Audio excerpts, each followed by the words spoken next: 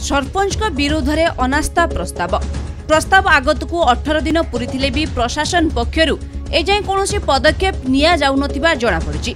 एभली सांघातिक अभियोग आसी गंजाम जिला बेगुनियापड़ा ब्लॉक बेगुनियापड़ा पंचायत सरपंच अरुण कुमार माझी विरोध में अनास्था प्रस्ताव आगत कर 10 जन वार्ड सभ्य और सभ्या।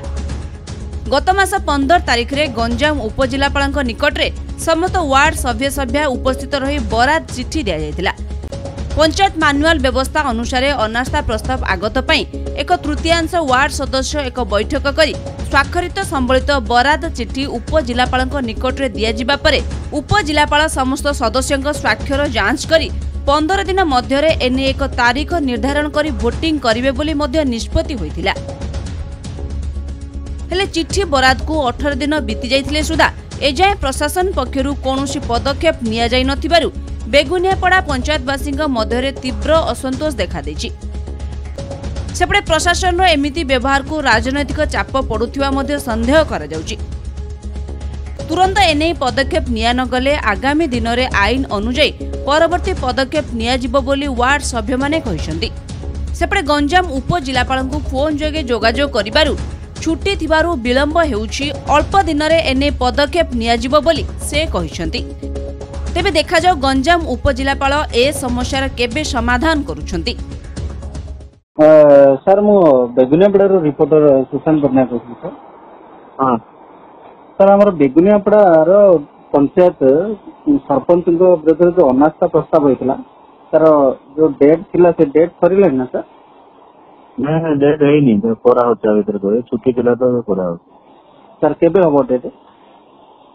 वेरिफिकेशन करू सिग्नेचर तापर डेट फाइनल सर सबू जो वार्ड मेंबर माने जो अनास्था आगत करथिले ना से वार्ड मेंबर सर वेरिफिकेशन करा जाएंगे तो करा दियो सर केबे हबो टिके पर्टिकुलर कहते?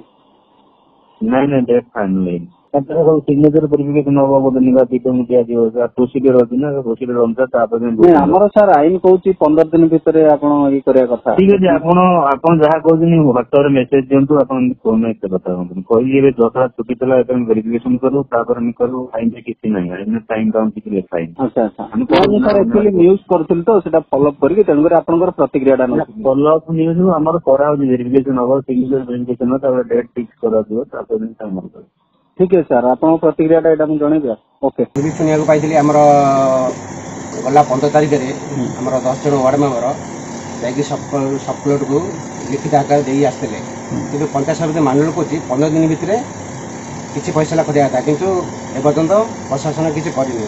हमर भी हमें भी हमर किछि बेगुनियापड़ा गांवासी बसी बैठक कराई कि आगामी दिन में कलेक्टर मिसबे प्रशासन को कलेक्टर मिसबे यदि कलेक्टर किछि निष्पत्ति न लेबे हमें नवीन निवास जीवु। हमें नियम अच्छी 15 दिन भितर आमर चिठी आसिया कथा आमर समस्त वार्ड मेंबर भाई भौणी मानक मिलिया कथा से चिठी दे ना एपर्यंत से आम बड़ा दुखित आम तो चाहूँ जिंदी अनसा प्रस्ताव सरपंच को काढ़ापी कहीं जेहेतु बहुत दुर्नीति होगला कौन कार्य कौन बिल पत्र हो पारनी ताके काम धाम करी सांगे सांगे बिल हो आमे काम कले बिल होनी आज दीर्घ 3 मास अनास्था प्रति जो विचार तुरंत नहले आपण परवर्ती पदक्षेप कौन नेबे? परवर्ती पदक्षेप आईन अनुसार काम आईन जो प्रकार डाकू से अनुसार काम आमे करबो।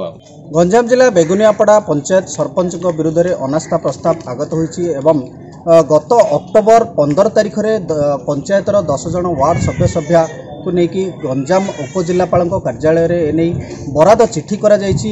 तेबे दुखर कथा बराद चिठीर अवधि 15 दिन रही 15 दिन भितर उपजिलापाल एने पदक्षेप नेबाकू जहाँ पंचायतर जो पंचायत मानुआल रही ताहा नियम थिला बेले वर्तमान 18 दिन बीती जाइथिले कौन पदक्षेप निया जायनि जहां नहीं बेगुनियापड़ा पंचायतवासी मध्य तीव्र प्रतिक्रिया देखा दी।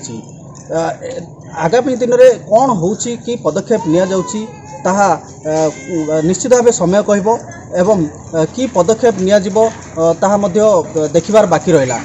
गंजाम बेगुनियापड़ारू सुशांत कुमार पट्टनायक, कोणार्क न्यूज।